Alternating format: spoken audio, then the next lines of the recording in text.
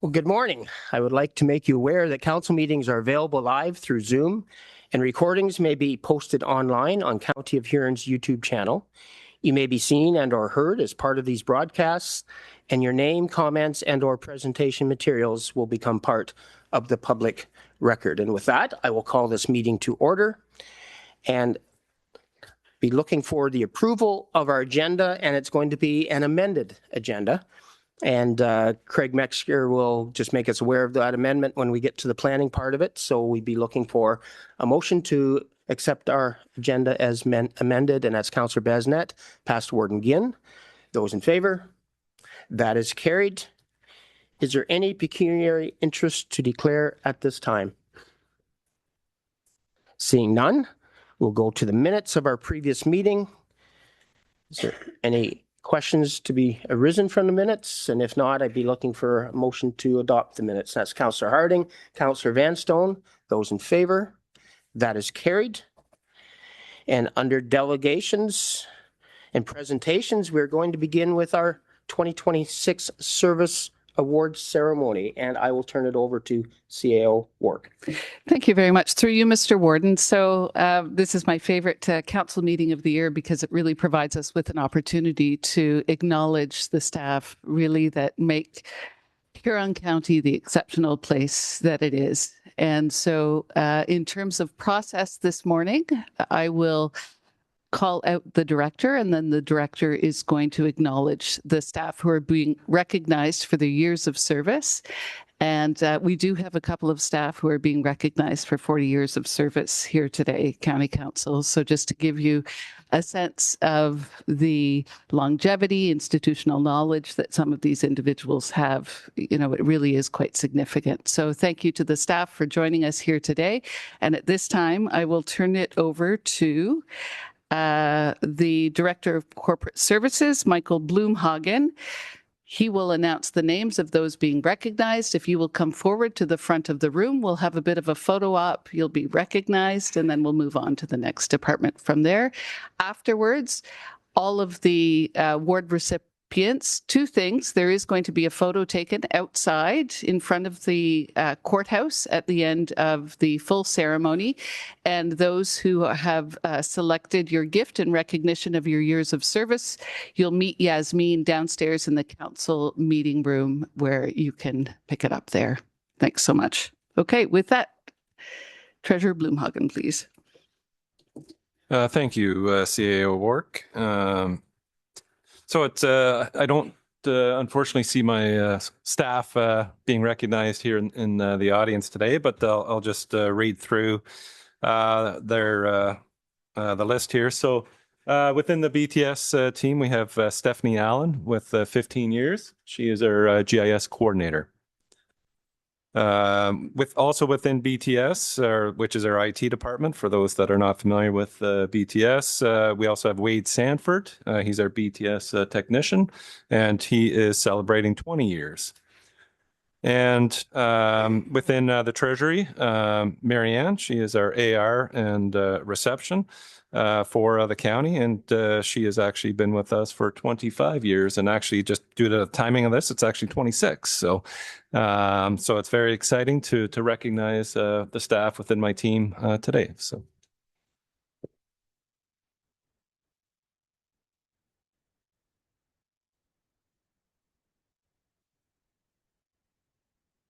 Okay, thank you very much. And as indicated, we have Elizabeth French Gibson, who is standing in for Beth Rumble today. She is going to acknowledge those in cultural services.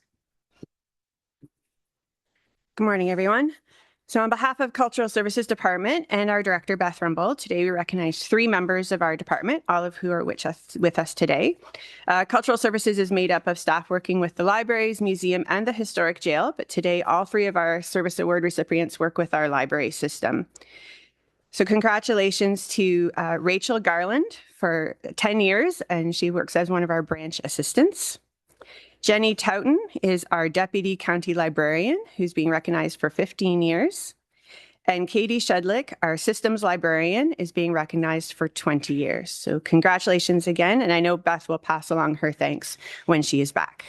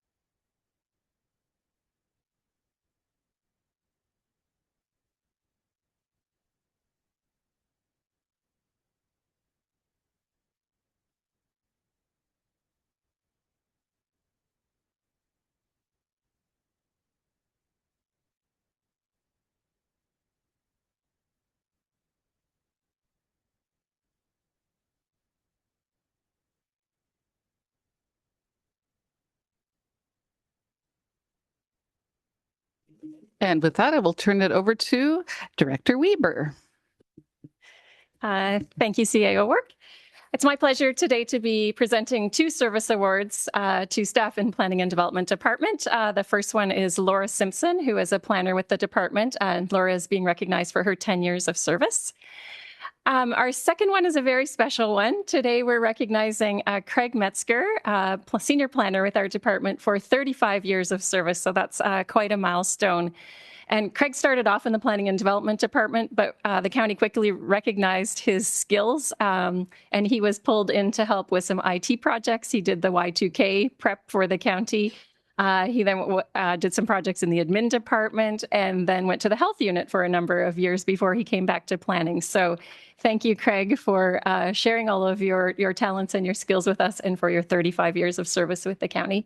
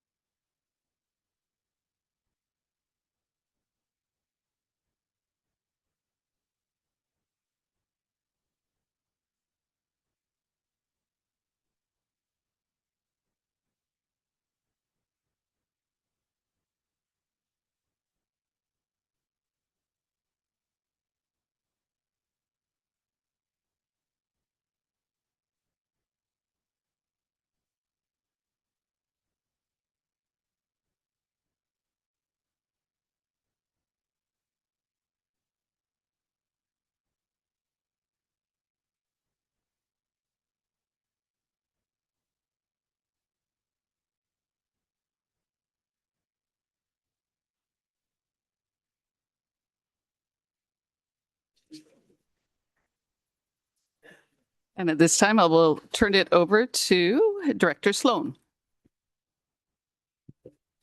Good morning. Today, HR is recognizing Joel Pakanainen. Joel is been with the county for 20 years.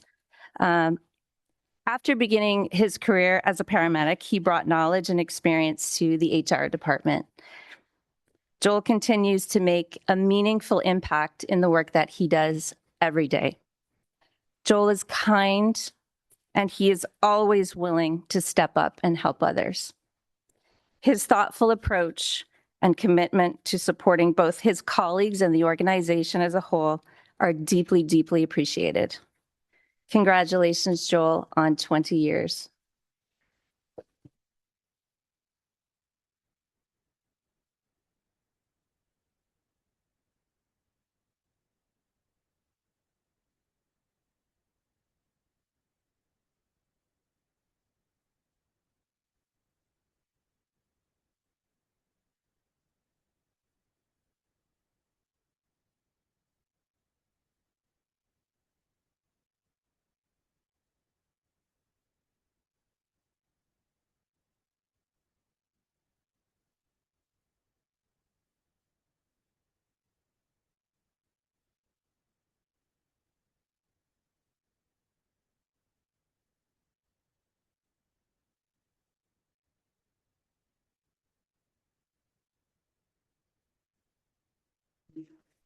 Okay, and at this time, I will turn it over to Chief Horseman, please.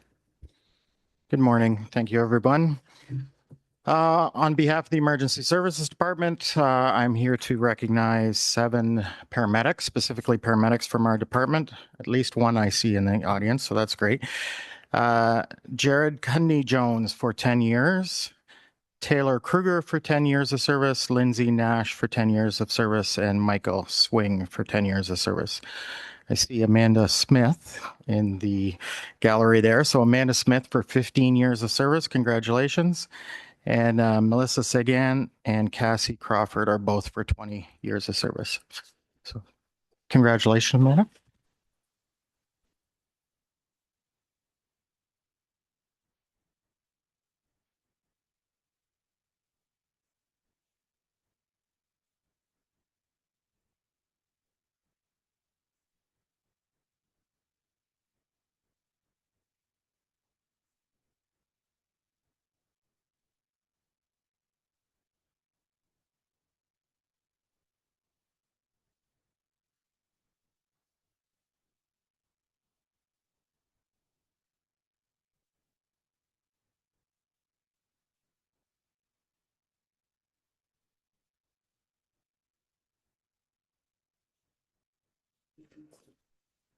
And County Council, we have Donald Hastings, who's sitting in for Imran this morning. So if I could ask Donald to come forward. Thanks so much, Donald. Good morning, all. Congratulations, Sandra, on your retirement. That is awesome. On behalf of Imran and the Public Works Highways Division, we would like to recognize the following employees for their years of service. I have 7 here, or 3 here, 7 I'm going to list off. So I have Hayden Tinpass for 10 years, Tim Lee for 10 years, Dan Murray for 10 years, Robert Mason, our fleet mechanic, is here. He says 15 years. Sean Angle, 15 years. Lyle Campbell is here. He has 20 years. He's my acting supervisor in Roxeter. And Dave Jacklin is in attendance for 30 years. He's our sign technician. Congratulations.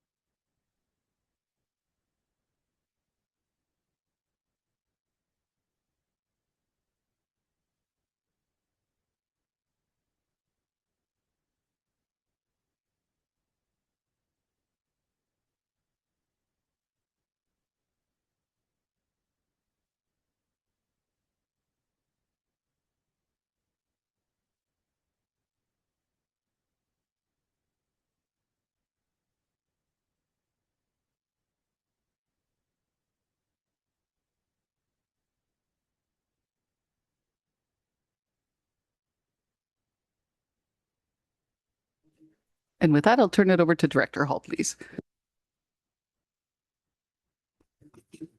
Good morning, everyone. On behalf of the Social and Property Services Department, it's my pleasure to recognize 2 of our team members today. We have Stephanie Cleghorn, who has 10 years. Stephanie is our Administrative Services Clerk, and she's primarily focused in property services.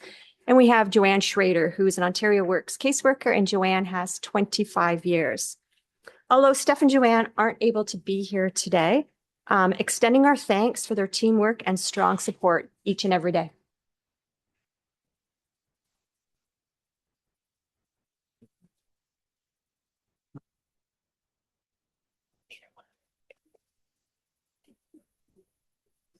The ward's just so excited. Not something we often see. I'll turn it over to Director Miller, please. Good morning, everyone. It is my true honor to be here to recognize the staff from Huron View and Huron Lee, Home for the Aged. These staff members are just a sample of the staff that provide the amazing care to all the residents of our community. They've touched many residents and families, and I'm just truly honored to be here.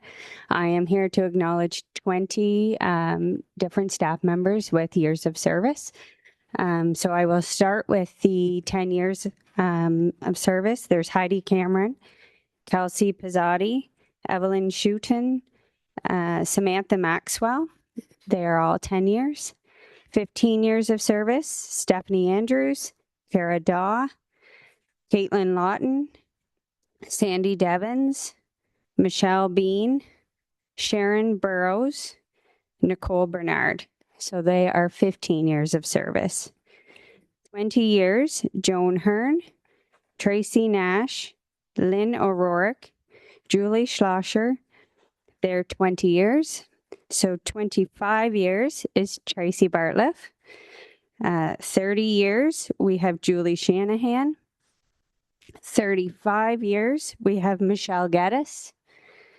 And then we have 2 staff members that are 40 years of service, Pam Bernard and Brenda Adamson. So it is my true honor.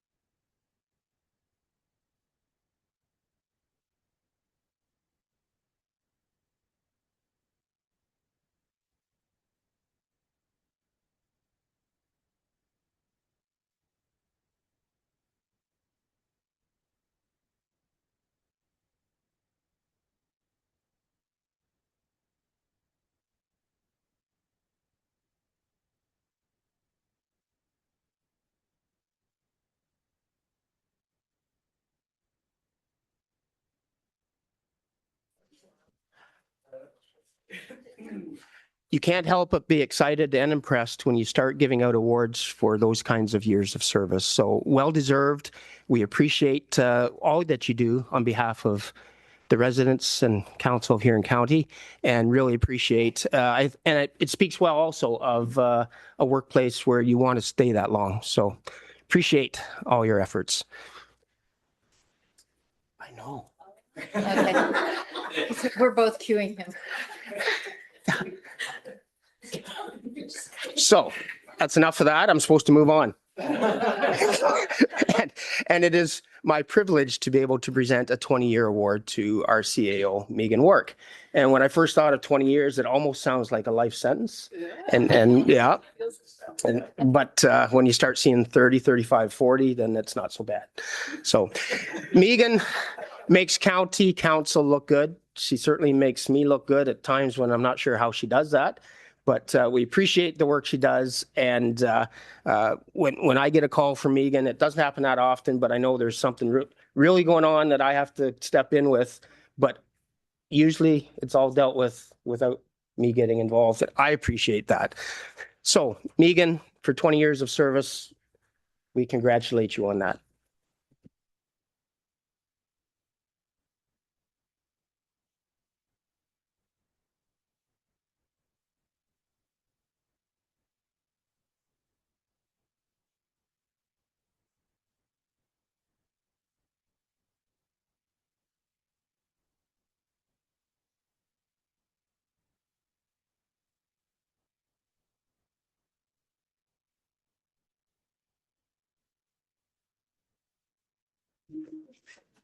Thank you very much to Warden, and of course, thanks so much for the support of council for all these many years in the various roles that I've had.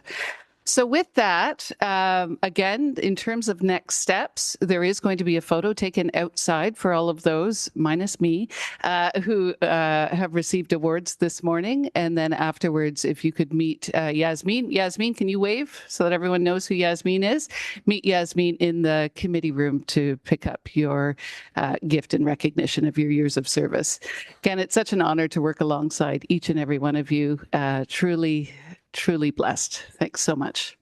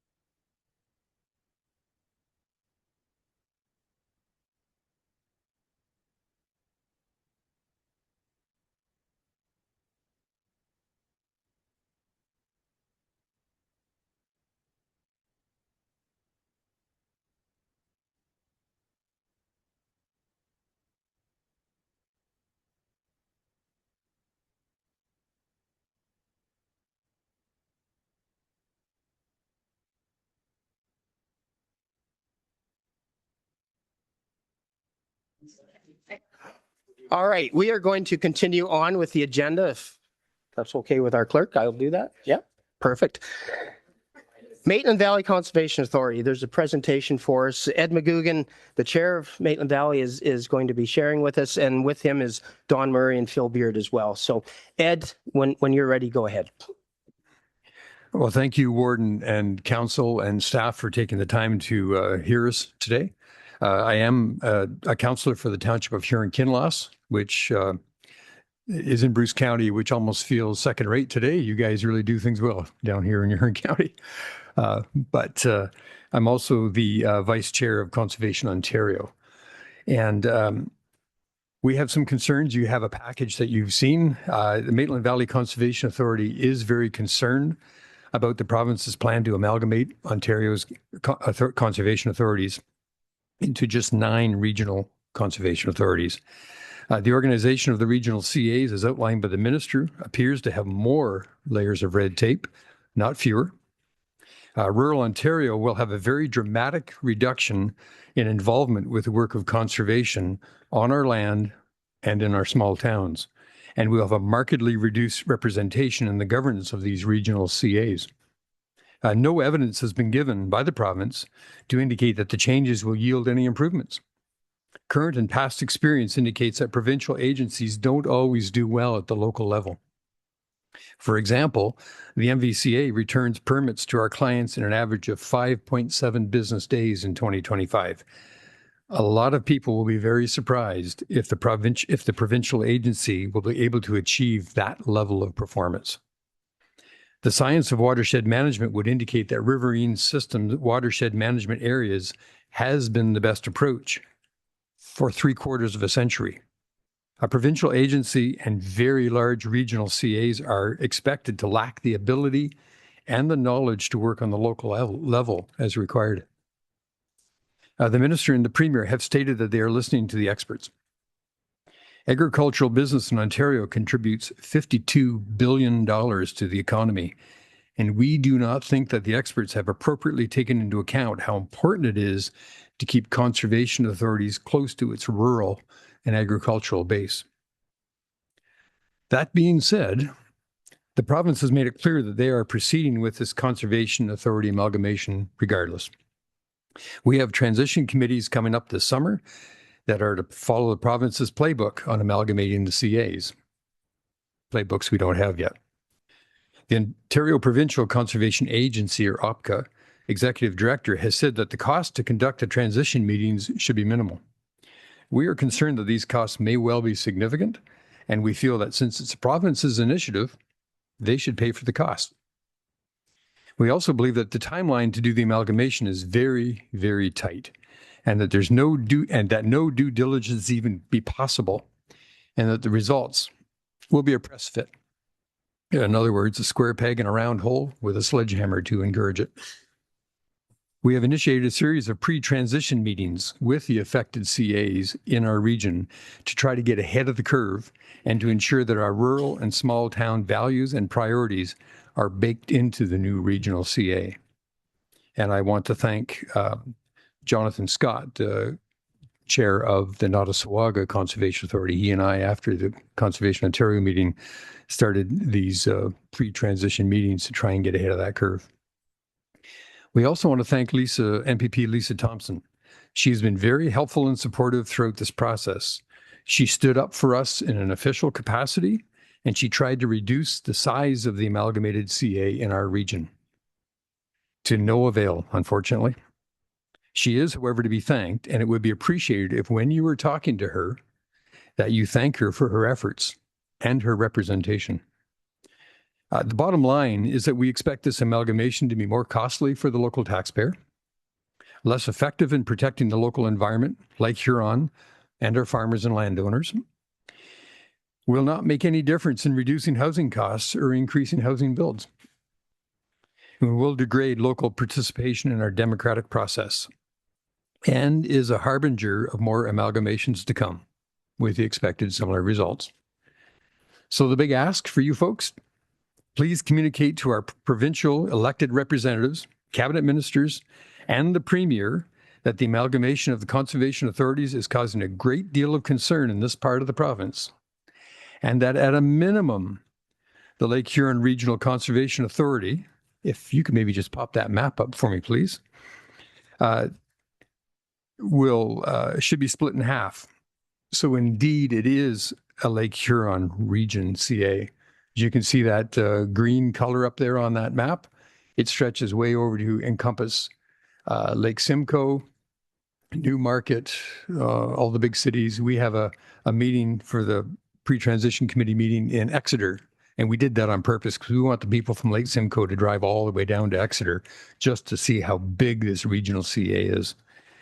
And so our proposal is to say, listen, we don't want to see amalgamation at all. But if you are going to force the amalgamation, at least split that green. I don't want to use it. I'm careful with my words here. That great big green regional CA, cut that thing in half and at least let Lake Huron Region Conservation Authority be Lake Huron, just in this region. So that's not our preference, but we just don't want to see amalgamation at all. We don't think it's going to be a benefit. And we would appreciate it if you could communicate that to the provincial representatives. I want to thank you for your time. And I also want to introduce Don Murray. Don Murray is our mayor. He is the mayor of Huron-Kinloss Township. He's also the deputy mayor of Bruce County, deputy warden of Bruce County. And if you could just pop that one last photograph up. We have a photograph of the pre-transition committee meeting, the people involved. And that is just to show you that even though we are disagreeing with the province, we're still trying to be professional. We're trying to put a good face on this and do the best we can to represent the people in this community at this very, very large regional CA so that we can communicate well and try to bake in our values into the system. So, Don, if I could ask you.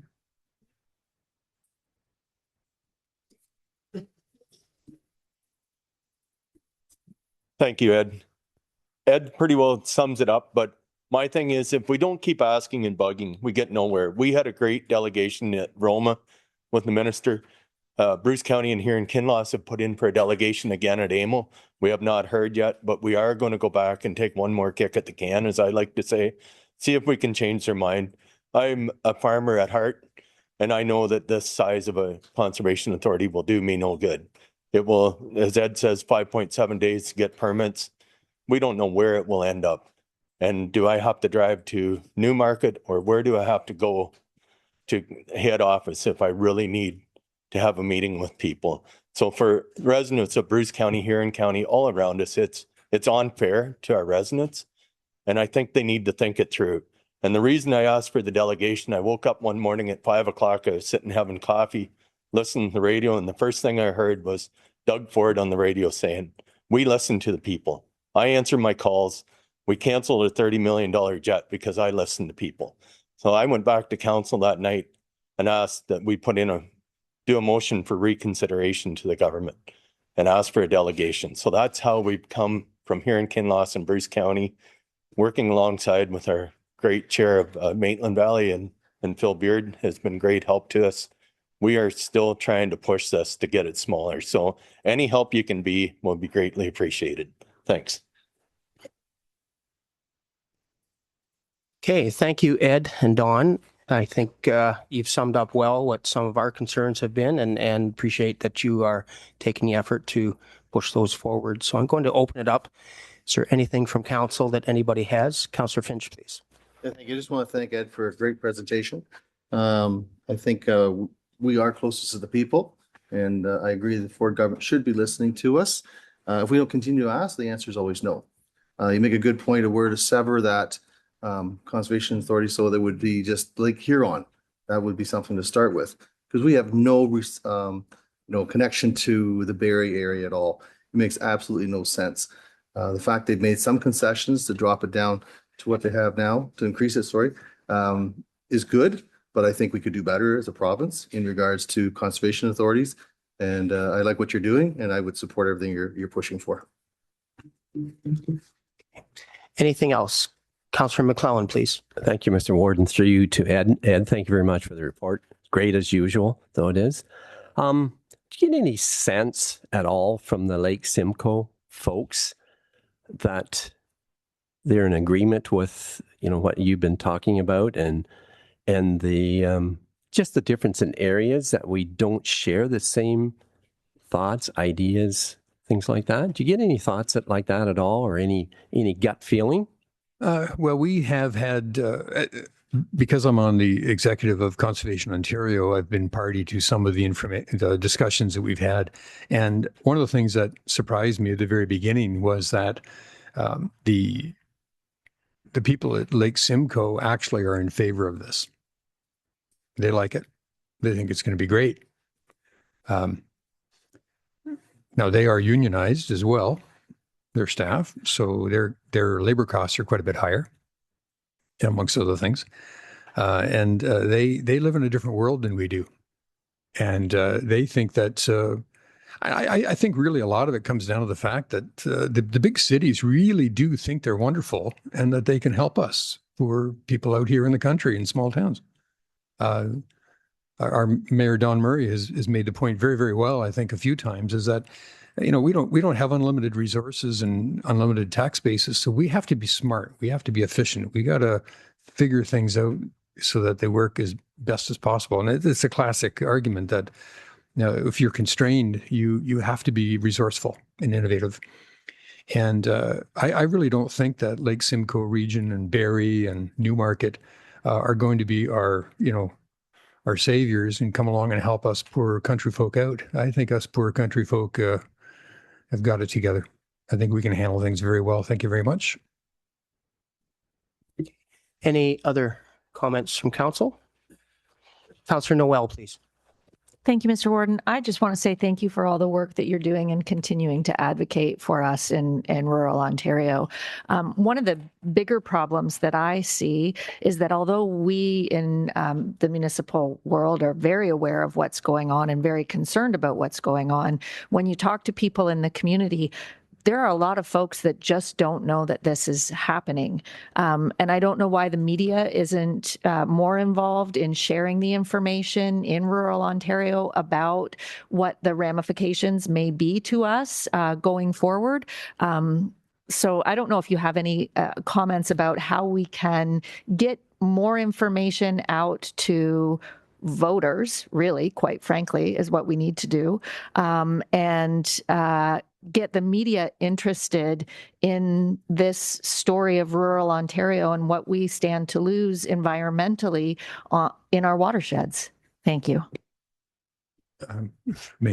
Through you, Warden. It seems like everywhere I go, the conversation seems to be around conservation authorities. I don't know what that is. It could be my enthusiasm for it, but I think one of the things that has happened is that I've done a lot of interviews, and in one case, the editor of the Ontario Farmer newspaper wrote an editorial about this amalgamation, and I contacted them and said, I'd like to talk to you folks about that.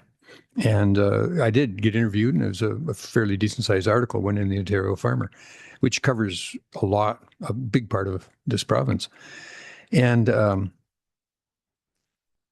I was really surprised by the comments I get from people, whether it be a TV interview with Scott Miller or be in the newspaper like that.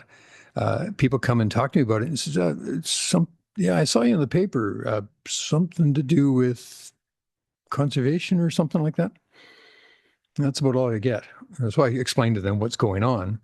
But it seems like a lot of people don't get past the headline. I think for an awful lot of people in the community, they don't understand. And Phil and I have had a lot of discussions about this, is how do we tell the story better? How do we get that word out there and win in the court of public opinion? And I think once you explain it to people, I think they start getting it, especially the part about the Minister McCarthy saying that lower tier municipalities are no longer participating municipalities. Excuse me, I see that as an insult.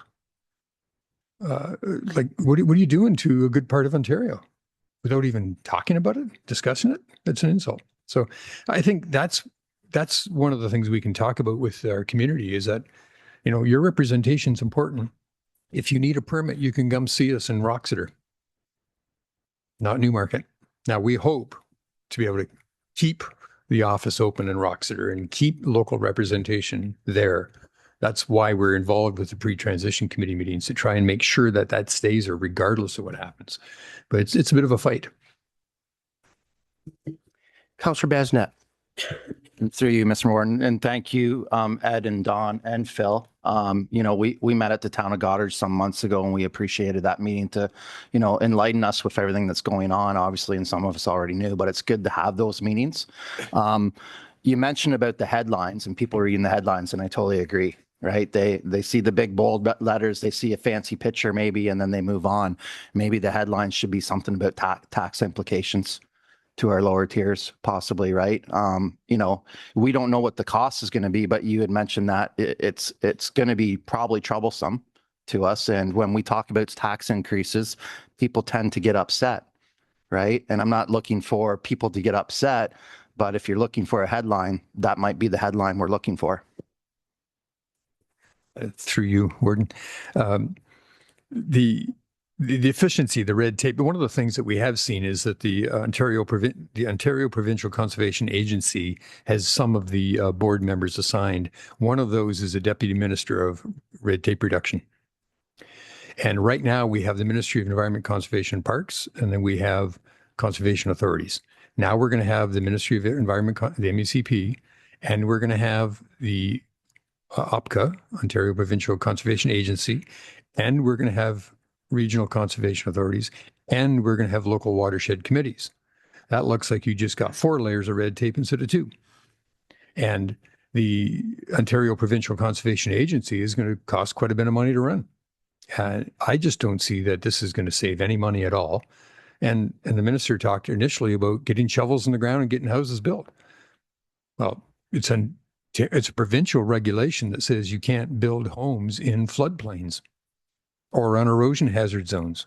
So how is this going to make any difference whatsoever on getting houses built?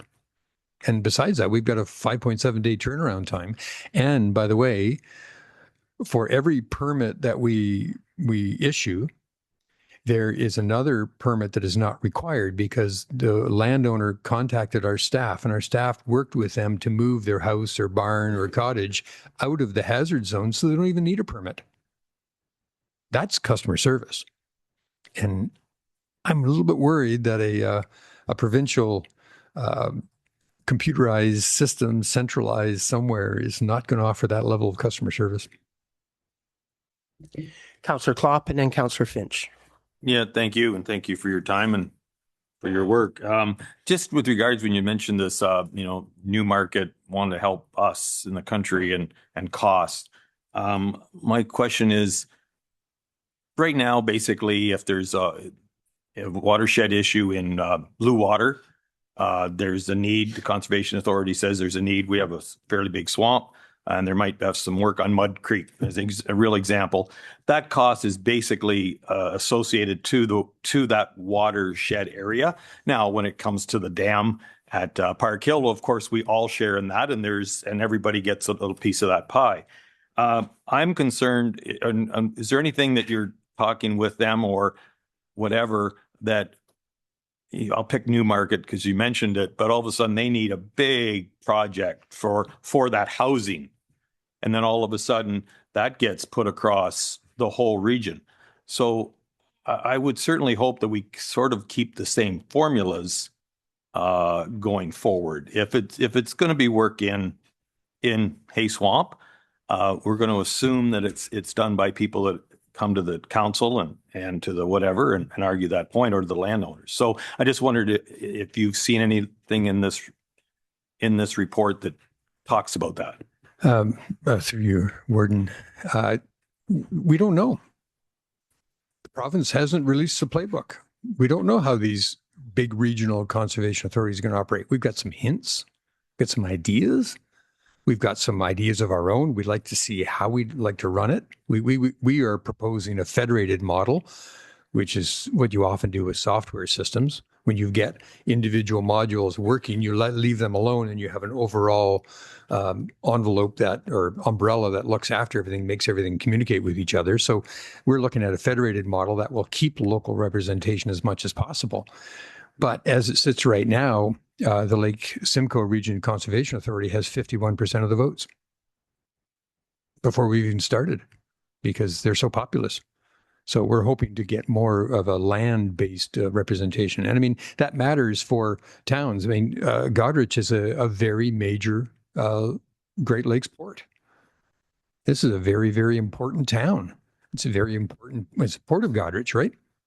It's there's an awful lot of dollars worth of salt and grain go out of this port. And that matters a lot to the economy of this province. And that's not something that puts us into a second tier. That's very, very important. And I think that's something that we should be recognized for as well. Councillor Finch and then Councillor Anderson. Yeah, through the warden, again, Ed, a great presentation. I'm wondering, through our county council here, what can we do to help you? Is there something we do, like participate in a delegation as a minimum, documentation? What would you like to see us as a county do, and lower tiers as well? Through you, warden. The big ask is to talk to provincial representatives, talk to Lisa Thompson, talk to any other cabinet ministers, talk to the premier, and let them know that we have really big concerns about this, that it's going to affect our people. And I think that's the number one thing we can do. In terms of the public, I think the big thing there to talk is that we don't know what the cost is going to be, and we've got big concerns.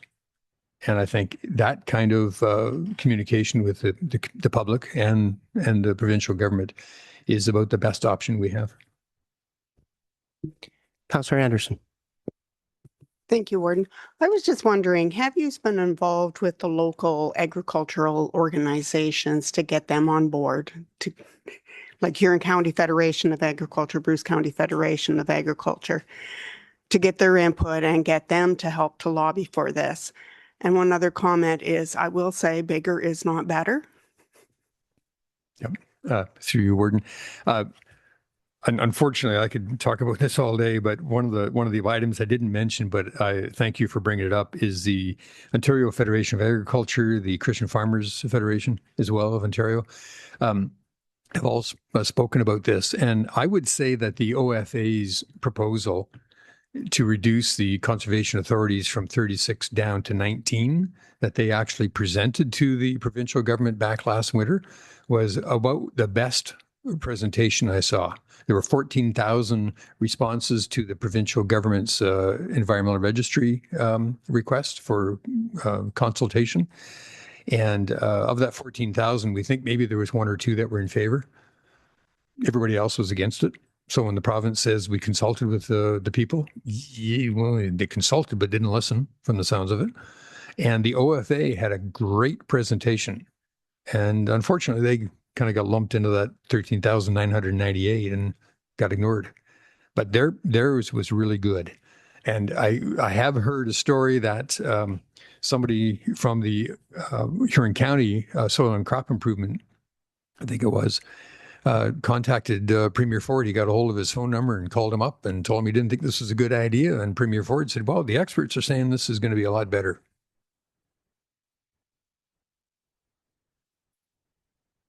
You got to be careful which experts you listen to. Last comments, I'll leave to you, past Warden McNeil. Okay, thank you very much, Mr. Warden, and a great presentation as usual, Ed, and to your colleagues, Don and Phil. Have you had any conversation with the Great Lakes City Initiative as far as building alliances with them for the betterment of the watershed and especially Lake Huron? Thank you. Through you, Warden. It's a good question. Actually, I was in Ottawa for the Great Lakes Day on the Hill in early December with Conservation Ontario, and we talked to a number of senators and MPs about the Great Lakes Cities Initiative, amongst others. There's a lot of things going on. The Canadian Water Agency, or Canada Water Agency, is very involved with what we're doing here as well. They've given us some pretty good funding for the Resilient Agricultural Landscape Program, which is making a difference, I believe. And one of the things to keep in mind is that that lake we have just out here is part of an international boundary. We have international treaties between Canada and the United States governing the Great Lakes. And that leads to federal legislation, which leads to provincial legislation, which leads to the work that we do with conservation authorities, and as well as the county, Huron County, and the municipalities. It all flows down from an international treaty, or a number of international treaties. And so that involves organizations like the Great Lakes Cities Initiative. And so they have been involved through Conservation Ontario, because Conservation Ontario does represent all the conservation authorities at the provincial and federal level, and there's communication with them on a regular basis. And we've talked to everybody about this to say, let's make sure we don't ruin any agreements that have been made. because those agreements go way above our level of authority. And we are obligated to respond and obey what those regulations state. So we don't really have a choice in that regard. And that's a good thing, because those regulations are trying to make things better. And the Canada Water Agency certainly has been involved with funding. So has the province with funding. I just mentioned RALP, the Resilient Agricultural Landscape Program, has done a lot to for buffer strips and tree planting and so on to keep the lake clean. Don Murray, our mayor, has mentioned earlier this year that in 2025, at least along the Huron-Kinloss shoreline, we did not have a beach closed once. Last summer was a really hot, dry summer, but not once was that any of the beaches closed. Well, we think the septic tank inspection program that we have, as well as the Resilient Agricultural Landscape Program, the Conservation Authority ministers, as well as other programs, are making a difference to keep the nutrients on the land and out of the lake. And for farmers, they're always concerned about the next generation and making sure that that land is still going to be there for their children and grandchildren to be able to farm. And it keeps the lake clean as well. That's the whole idea behind the Healthy Lake Huron program. Keep the lake healthy. And I think that focusing on Lake Huron would be a really good idea. Let Lake Simcoe and Georgian Bay do their thing. Good for you. Same as Lake Erie, Lake Ontario. Do your thing. We're not a fragmented system. We're a fine-tuned system, because the shoreline of Lake Ontario up by Kingston is dramatically different than the shoreline of Lake Erie, which is dramatically different than the Lake Huron shoreline. We're fine-tuned for our environments. Thank you. So Ed, I want to thank you for the information that you've presented to us this morning. And at this point, I'd be looking for a motion to receive this report. So it's Councillor Noel, Councillor Anderson seconding that. Those in favor? That is carried. So thank you for joining us this morning.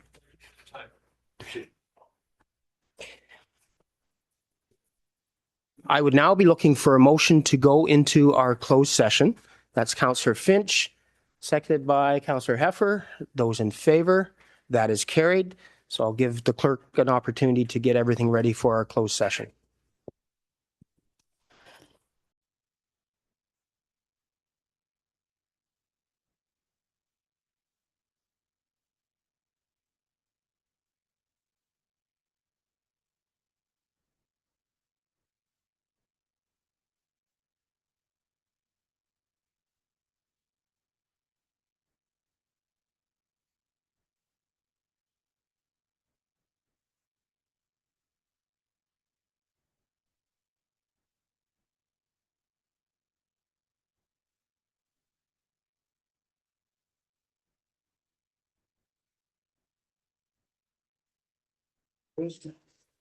Thank you very much. Through you, Mr. Warden, the purpose of going into close today was for council to receive information on the following: litigation or potential litigation, including matters before administrative tribunals affecting the municipality, as well as advice that is subject to solicitor-client privilege, insurance claims, and a proposed or pending acquisition or disposition of land by the municipality or local board relating to social services. And with that, I'd be looking for a motion.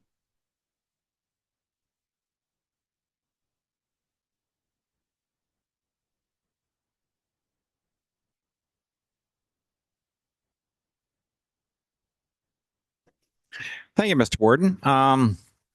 Prior to COVID, I don't remember the exact year, but I came back from one of the conferences, whether it was AMO or Roma or whatever, and I had mentioned to Public Works that there was an interesting session I sat in on with a demonstration where there was cameras that they would put in the patrol trucks. And these cameras had the ability to, as you drove at highway speed, would not only measure the width, depth of potholes, they would check intersections. They did a lot of things. And one of the big benefits of it was that when you got back, the computer could analyze the video and it actually printed out a spreadsheet that gave you all the actual locations where you had problems or any concerns. And it minimized the amount of time that the employees had to put in to document whatever information was on our roads or need our roads needed. And I'd asked about this, and staff had said that they wanted to look into it, but I don't know that we ever got a report back or of how viable something like that was for Huron County. And it may be something worth looking into again. So I'm asking if staff could possibly try and find out what it was. I had brought the name back at the time, but we're talking a few years ago now. It may be something that is of value to the Public Works Department.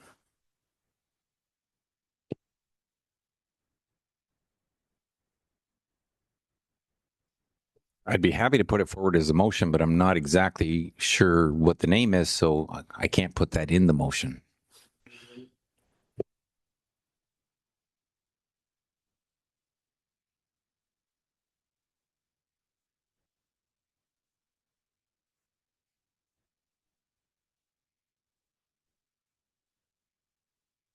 Thank you, Mr. Warden. I just wanted to publicly thank the chair of Maitland Valley, Ed McGugan, for bringing the treats today.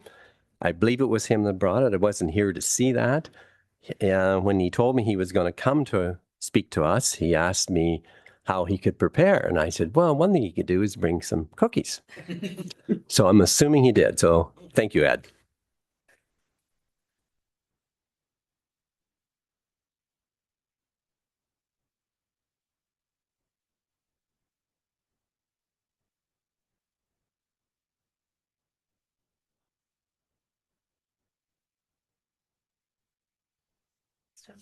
So we are at a point where we're looking at our consent agenda.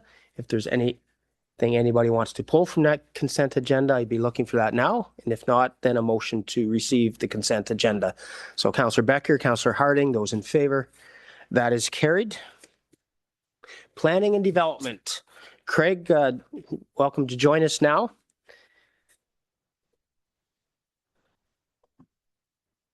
And I'll let you address when you're ready, Craig. Sure. I'll speak to the Plunkett application. Subsequent to the agenda being prepared, we did receive a request from the applicant for this application to be deferred. The request is that it be deferred to allow the applicant time to discuss with the proposed purchaser of the farmlands. So it's a little bit unusual in that there is a second party involved in the application, and that's the purchaser of the retained farmland.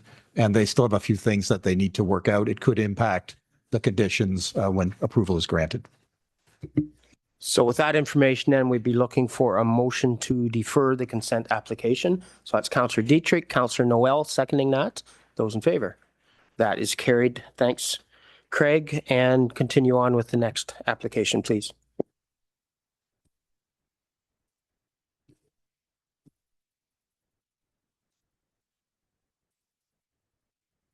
Wait for there's my presentation. Yes, this application is C23 of 2026. Twin Oaks Poultry Farm is the applicant. It's a surplus farmhouse severance application. It's before you as a disputed application because of the age of the house that's being severed. Otherwise, it does meet all the requirements. The house is only 10 years old. And the Central Huron official plan requires that the house be at least 15 years old. The severed parcel is just over 4 acres. It's a very large retained property, and it's fronting on Winthrop Road. This slide shows the location of the severed. It has a house. It has an old poultry barn that's being converted for storage. This is the old poultry barn. You can see the house in the background on the right. And then the next picture has a better photograph of that newer house that I mentioned is 10 years old. It was built in 2016. There were no public comments received. County Public Works had no comments. Municipal staff had no objections. They did note a number of items. One, there's a municipal drain assessment to be reapportioned. The septic system needs to be inspected, and that barn needs to be converted to a non-livestock use, and that's done through the building permit process. The conditions from Central Huron, and Central Huron did recommend that the application be approved. are the standard surplus resident severance conditions, including the septic system inspection, the municipal drain reapportionment, and the conversion of the barn to a storage use. As I mentioned, from a planning review, it meets all the requirements of the provincial planning statement. It meets all the requirements of your Huron County official plan, primarily because the provincial planning statement does not have a requirement that the house being severed be of a certain age. Your county plan has it set at 10 years, which this application meets. It's just the Central Huron official plan that requires the 15 years, which is not met in this case. Because it doesn't conform with the Central Huron official plan, I can't recommend that it be approved, and that's why the recommendation is for denial. And that's a quick overview of the application. It's really just the question around whether a 10-year-old house would be acceptable to council for approval of this application. Thank you, Craig, for that information. And we are now entering the part of the meeting where members of the public can make comments.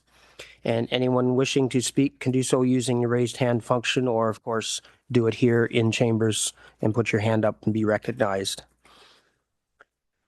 So we're going to start. If anyone wishes to speak in opposition to this application. And Clerk Cronin, are you aware of anyone wishing to speak in opposition?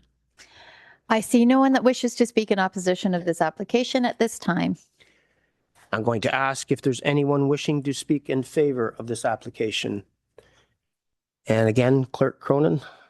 I see no one who wishes to speak in favor of this application at this time. And is there any representative of the applicant that wishes to speak? Seeing none there, then I'm going to go to the Central Huron councillors, and starting with past Warden Ginn, please.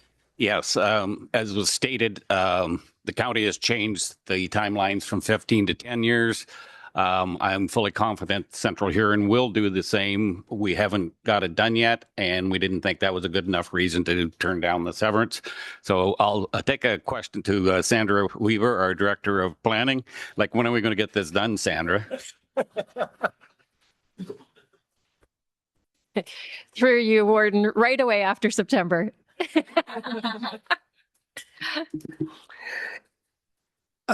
Marg, was there anything you wanted to add from Central Huron? Thanks, Warden. I would speak in favor of this severance because I do know the history of it, and I think it would be beneficial to the community to do the severance. Okay, I'm going to open it up to the rest of council. Is there any comments from the rest of council on this application? Past Warden McLeod. Mr. Warden, it's been pointed out that whether it be 10 or 15 years, it was just an arbitrary number that was put out there, and that we needed to be looking at that. It didn't serve a real purpose. There's lots of other rules in place that stop people from severing off another piece off this property and building a house on it. So I would make the motion that we go ahead with conditions as presented. A motion to put forward to approve the consent application. Do I have a seconder for that? Councillor Anderson seconds that. Those in favor? That is carried. And Craig, there will be some follow-up motion for that as well, please. Yes, the table's going to come up. For the effect of public comments, it's 2A. There were no public comments received on the application, so they obviously didn't influence the decision. And then for the agency comments, it's a combination of 3B and 5B. So can I have a motion putting that forward? 3B and 5B. Councillor Harding, Councillor McClellan, those in favor? That is carried. Thanks for joining us, Craig. I'm going to continue moving on under administration, policies, and other issues. Megan is available if there's any questions on the strategic priorities. Not seeing any hands. Somebody in favor of receiving that? Councillor Dietrich, Councillor Heffer, those in favor? That is carried. Under correspondence, is there anything anybody wants to pull out of that list to address? Seeing none, then I'd be looking for a motion to receive the correspondence. That's Councillor Basnet. Past Warden Ginn seconds that. Those in favor? That is carried. Barb, you are going to speak to us on the Affordable Housing and Homelessness Plan 2026 to 2035, the 10-year plan. Go ahead, Barb. Thank you very much, Warden. Through the chair, this report seeks council's approval of the Affordable Housing and Homelessness Plan for the years 2026 to 2035. This plan is a legislative requirement under the Housing Services Act and serves as the county's 10-year strategic roadmap for addressing affordable housing and homelessness. The plan was developed with support from Vint Consulting through extensive community engagement, local data analysis, and collaboration with community partners. It identifies current housing challenges, establishes priorities, and provides a framework to guide future planning, investment, and service coordination. The plan is built around 5 strategic goals, including preserving existing affordable housing, strengthening homelessness prevention and support services, improving system coordination, and expanding affordable, supportive, accessible, and age-friendly housing options. While the plan sets the county's direction over the next decade, many of its objectives will rely on continued partnerships and advocacy with senior levels of government, as addressing housing affordability and homelessness requires coordinated action and sustained investment. Approval of the plan will satisfy the county's legislative requirements, allow it to be submitted to the Ministry of Municipal Affairs and Housing, and establish it as the strategic roadmap for housing and homelessness initiatives over the next 10 years within Huron. Thank you. Thank you, Barbara. Any questions or comments from council for Barbara? Councillor Heffer, please. Yes, thank you. Through you, Mr. Warden. To Barb, on page 22 or page 15, either whichever one you go by, there's about 6 little comments there. And the second one down is development charge waivers and tax incentives. Could you just tell me what they're asking in that part? And you're on page 15, the second bullet point? Yes, thanks. Do you mind if I defer to Sandra? Not to put Sandra on the spot, but planning was part of the consultation, these pieces here. Sure. Through you, Warden, I think what it talks about is incentives to build, so financial incentives. So for those municipalities that do have development charges, there are opportunities to waive some of those for affordable housing projects. So that's what they're referring to there is to look at that and see if there are opportunities to provide financial incentives for affordable housing builds. Okay, any other questions? If there is no further questions, then I'd be looking for a motion to receive the report and approve the plan. Councillor Finch, seconder, Councillor Vanstone, those in favor. That is carried. Thank you, Barbara. And the Economic Development Strategic Plan 2026 to 2030. Chris Watson, welcome. Go ahead when you're ready, Chris. Thanks so much again, Warden. This is the first time I've presented at 2 consecutive council meetings in my entire career. So feather in my cap for that one. There we go.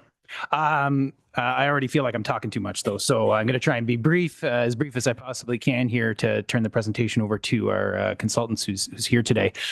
Council, as you'll recall, the plan was first presented to you in January for information. Since that time, staff have completed a further review to ensure that the document continues to align with the county's current priorities and operating context, while still remaining consistent with the strategic direction we previously presented. The plan provides a 5-year framework to guide economic development activity across the county and is informed by extensive engagement with businesses, municipalities, community partners, and of course, yourselves as council. We're seeking approval of this document today. The consultants who led the development of the plan, McSweeney and Associates, are joining us virtually today.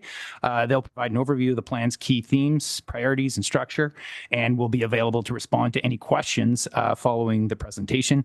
With that, I'm going to turn it over to Nancy at McSweeney. Hopefully we can do this real smoothly. Okay, so Nancy Johnson is joining us from McSweeney. And Nancy, can you hear us okay?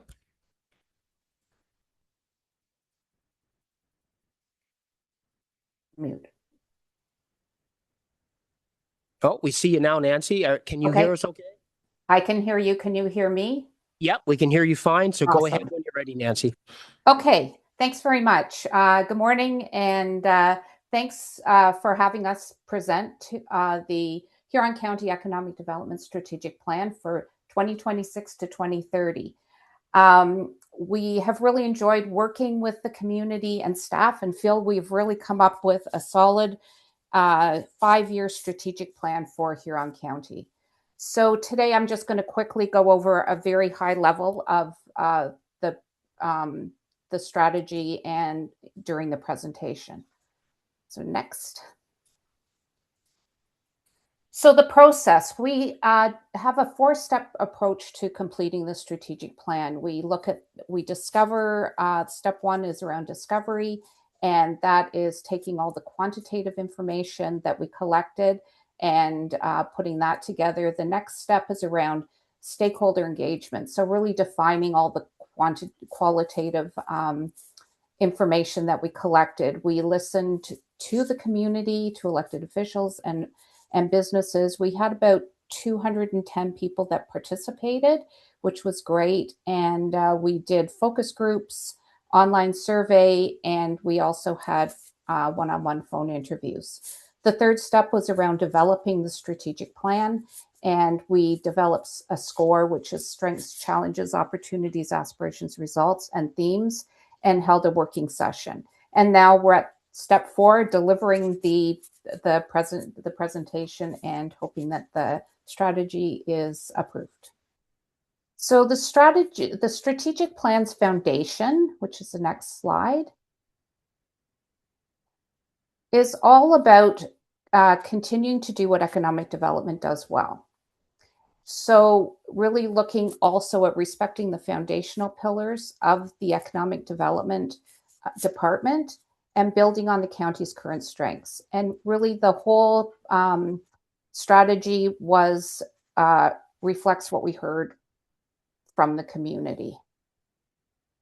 Next. So we came up with a 10-year vision goals, and these were built on the strengths of the county. So the first one is around fostering a welcoming environment, and this is for newcomers, youth, families, and longtime residents alike. The second one is around steward development, and that's around protecting farmland, natural assets, enhancing the community character, and maintaining the health, safety, and well-being of the residents. The third is around promoting Huron County's authentic identity as an exceptional place to live, work, and visit, and build community, and celebrate that rural pride and shared sense of place. The next one is about advocating for strategic infrastructure and investment, and that sort of reflects the rural realities and strengthening the community's resilience. The next one is around continuing to support what makes Huron County unique and innovative agricultural sector, the county's natural beauty, as well as the cultural assets and the rural charm. The next one is about ensuring sustainable business and population growth, and that strengthens the community's resilience. And the last one is about supporting locally owned businesses. And of course, that's the key, and to do that through collaborative economic development services, business retention, and transition efforts. Now, the core services, we looked at those, and that'll be the next slide. We looked at the core services, which are currently happening now. And so it's around investment in industry development, tourism, local food, Huron Business Center, and local immigration partnership. And together, these services support business growth, workforce development, investment attraction, entrepreneurship, and community vitality. So now we get into the next slide of being priorities and goals. And these are really the crux of the whole strategic plan. We developed with staff 6 strategic priorities around leadership and collaboration, growing from within to diversify the economy, continuing to deliver those core services, which is really important. The next slide is around future workforce, sustainable destination development, marketing, and communications. So out of these 6 priorities, there are 26 focused and realistic and doable actions that can be completed in the next 5 years. And that's really important to us because we feel that, you know, you want to have success. In order to have success, you don't want to be overwhelmed by all of the things that are required, or that you can't. You want to have success and make sure that you are able to complete what you've done. And the next one is just to say thank you. And like I said, we really enjoyed working with the community. We think it's a great strategy, and we wish you all the luck completing it. And we are always available for Chris and the staff to contact if there's any questions or concerns or anything else. Thank you. Well, thank you, Nancy, for sharing that with us. I'm going to go to council if there's any questions. Past Warden McClellan starting off, please. Thank you, Mr. Warden. Whether this is Nancy or Chris or whatever, but if you go back to your 10-year vision goals, point numbers 4 and 6, could you give me a little bit more of a breakdown or understanding of what you're highlighting there? The first one says to advocate for strategic investment and then comma infrastructure. And then the next one was to ensure sustainable business and population growth. And I'm kind of curious how your goal is to make those things happen or to move forward with them. I'll start with Chris for that. Sure. Maybe actually, you know what? I'm going to start with Nancy and then I'll come back and maybe supplement if that's okay. Okay, so for the ensuring sustainable business and population growth that strengthens the community resilience, it's really to look at businesses that are that work within the community, having a number of different businesses as opposed to just a few businesses, and ensure that it's sustainable. So it's not like potentially looking at smaller businesses that create more diversity as opposed to looking for that one big smokestack that's coming in. And the other one was about advocating for strategic investment, infrastructure, and supports. So really looking back at what type of investment is required and supporting that investment. So it could be things like, and I'm thinking back because it's been a few months, thinking back to how you strengthen that community resilience. And again, it goes back to building those smaller businesses, working with businesses within the community that need help, and making sure that there's more diversity in the economy. And Chris, did you want to? Yeah, thanks. Through you, Warden. Yeah, I'll follow up with a couple of things. Because I think those 2 points reflect some of the comments that we heard when we were out speaking to the community. First is around sustainable business and population growth. I think one of the concerns that we heard was that, you know, particularly when we start talking about growth, I think a lot of folks in the community shared that they didn't want us to become the next Brampton or next, sort of suburb of a large municipality. They really wanted us to maintain our rural character and rural charm. So I think when we talk about that, I think that stays front of mind in terms of staff, in terms of as we're doing our work, whether it's trying to attract business investment, or whether we're working with municipalities, looking at potential growth areas, to keep that vision in mind as we're moving forward. For example, we're not really, we don't necessarily want to focus on, let's say, something like warehousing or something like that could potentially eat a lot of rural land and not really generate a lot of jobs and create the type of community that we may want at the end of the day. In terms of advocating for strategic investment, I think, as I was listening to the folks this morning from here in Kinloss speak about the type of policy changes that are happening at the provincial level. I think sort of some of this advocacy work, I think that stays front of mind both in terms of how we address things as a department as well. I think, really making sure that, we've got a strong advocate in the form of Lisa at the provincial table. But I think, making sure that we continue to make it very clear how different things are here and how, the type of development that the community wants and hopes to see is different than what you might see in the GTA. So hopefully I've addressed.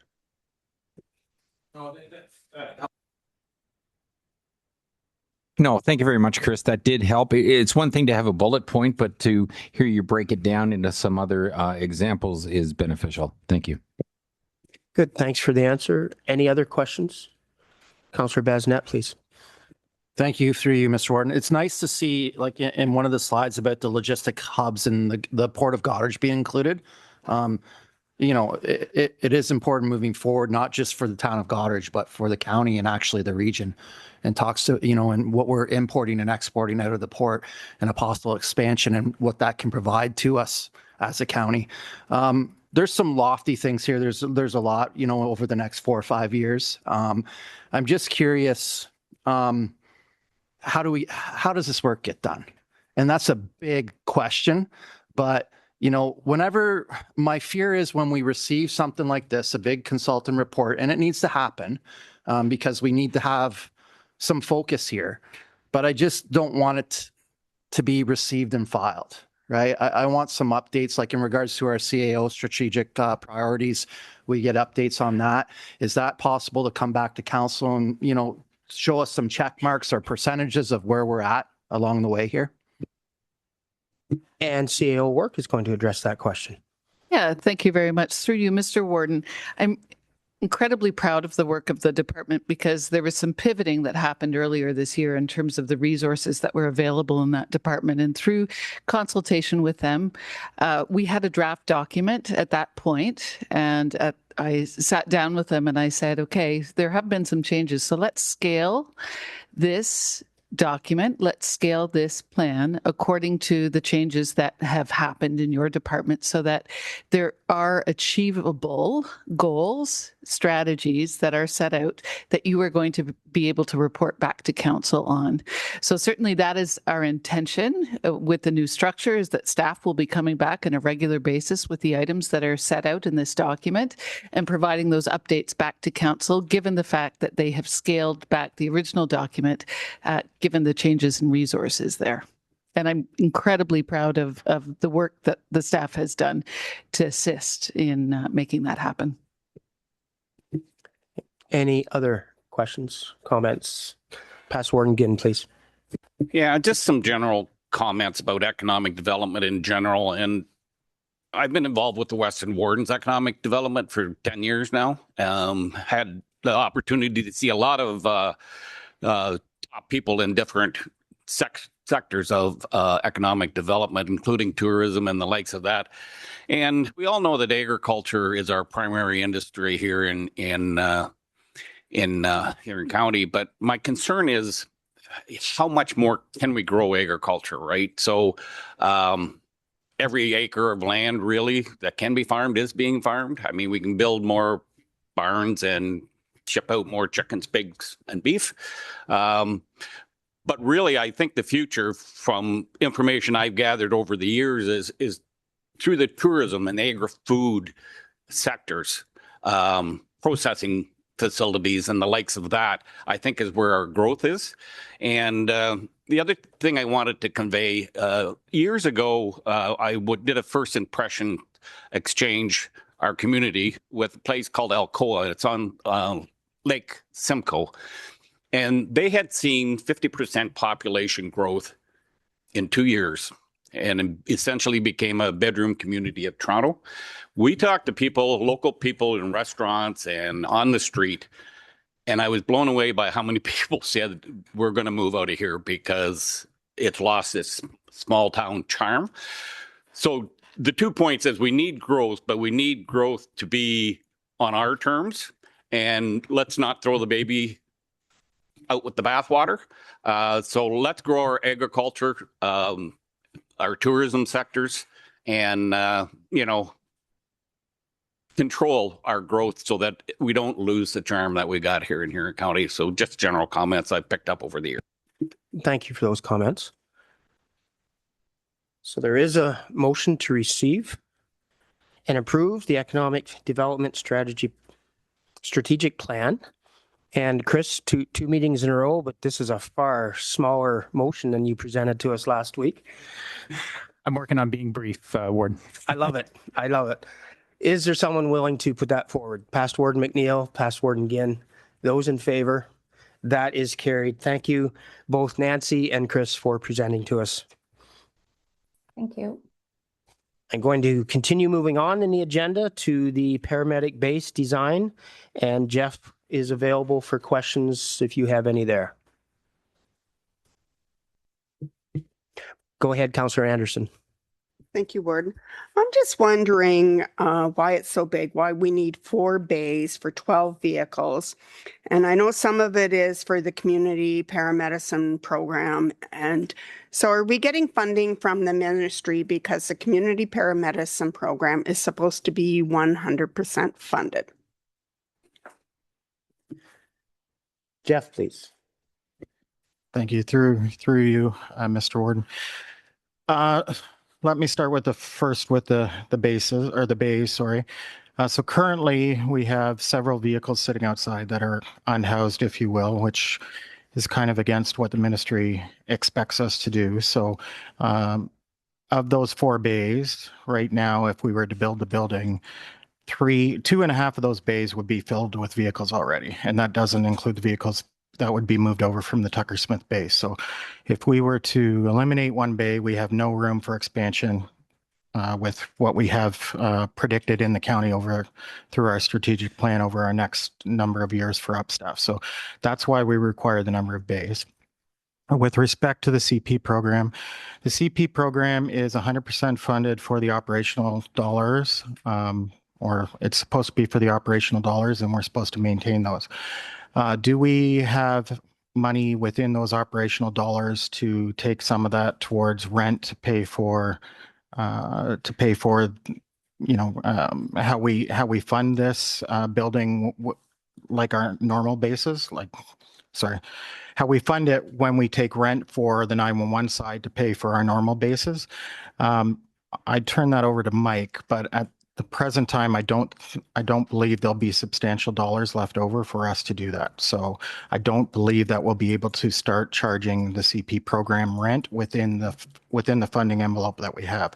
And keeping in mind that we're in the same situation with where those vehicles are positioned today, those CP vehicles. Mike, did you want to contribute there?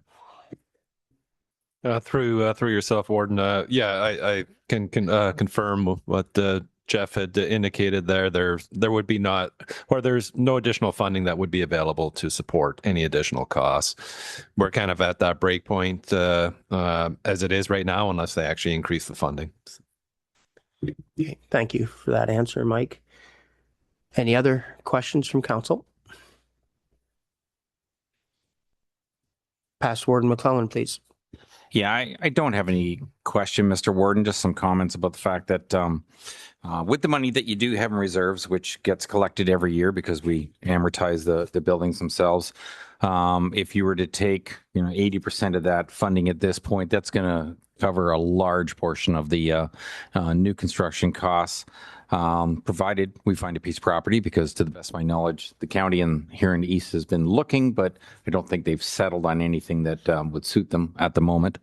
But at the end of the day, once you've got a brand new building, you're still collecting that money from the province year after year with your funding, and hopefully you don't have any maintenance on your new building. My only question is, really is the dollar value that we might get out of selling what's considered the Tucker Smith location at this point, just because of the structure itself and the location of where it is, how much money you could get. If you had a lot of good luck, this financially might not cause the county any expense, but that's down the road, unfortunately, and you're not going to know that until you've decided to go ahead with this one and what you're going to do. So that's just a future plan. But at this point, we're not saying spend any money. It's still sit down with the local municipality and try and work out more details to get something finalized. Unless there's a change to the design of the building, the next stage would be to try and find a location. But still, that would come back to County Council once a location has been agreed upon. So this is nothing more than to carry on with conversation. Thank you for those comments. Councillor McClellan, please. Thank you, Mr. Warden. Councillor Klopp was not happy with the size of this building. My question is for you to Jeff. Jeff, do you suppose there'd be much savings, say, if there was just a 3-bay or a 2-bay? I know usually when you get into building buildings, the bigger you get, kind of the economies of scale gets a little less and the cost gets a little less per square foot. I know that was his concern, and so I just wondered if you could talk to that a little bit. Thank you. As through you, Mr. Warden. There would be some savings. The overall savings, I don't think would be substantial by cutting 1 bay off and still having 3, but there would definitely be some savings there. Again, I would caution you that we're already, with our current vehicles, we would already have 2.5 bays filled without moving the Tucker Smith base. So that would not give us any of the expansion plans to move forward with the ORH recommendation in the next 5 to 6 years. So we built this when we took the feedback from council the last time. We tried to minimize the size and anything extra that we could take out and work with the municipality to make the square footage of the building, as small as we could. So there is really no extras in this building from an EMS perspective at the current time, but that's completely up to council. But at the present time, my personal opinion is I would recommend that we stay with the 4 bays just because of what we're looking at in the future. Councillor Finch, please. Yeah, thank you through the warden. I would agree with Mr. Horstman. And we're building for the future. We're not building for the past. And of course, our communities are going to grow. And so we have to be cognizant of the fact putting the future councils here and here in East or wherever else at risk because the proper decision wasn't made. So I would concur with Mr. Horstman's observation. Pass Warden Ginn and then pass Warden McNeil. Yes, thank you. When we built the fire hall in Clinton, we oversized it a little bit. We had room for EMS to move in. That, in my opinion, I think in my council's opinion, has been a very successful thing, both for Central Huron and for the county.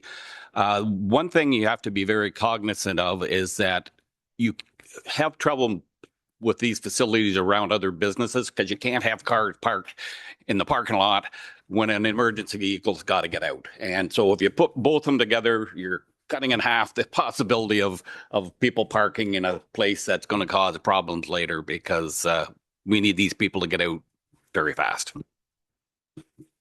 Pass Warden McNeil, please. Thank you very much, Mr. Warden. And I feel it's very prudent to move forward with this, with the recommended size. Experience has always told me if you always build it bigger than what you think you're going to need today because the future things are going to be bigger. And so I think when we have 2.5 million in reserve on this, it is appropriate to move forward. And I would make that motion if you would like that. So motion has been put forward. Is there a seconder for that motion? Passed. Warden McClellan seconds that. Those in favor of that motion? And that is carried. And Jeff, the pre-house situation, Jeff's available for questions on that, if council would have any. And if there is no questions, then I'd be looking for, excuse me, a motion to receive the report and direct staff to proceed with the new software. Councillor Finch would make that motion. Pass Warden Ginn seconds that. Those in favor? And that is carried. Could I have a mover and a seconder to give the presented bylaws for second, third, final reading? That's Councillor Basnet, Councillor McClellan. Those in favor? That is carried. I'm at a place where I'd be looking for someone to confirm our actions for this morning. Councillor Harding. Past Warden Ginn. Those in favor. That is carried. And it's going to be a lot easier to get out this week than it was last week. If that would be available for Councillor Dietrich and Councillor Heffer to move our adjournment. Those in favor. That is carried. Thank you. And do not forget, we are to meet on the north steps for a photo.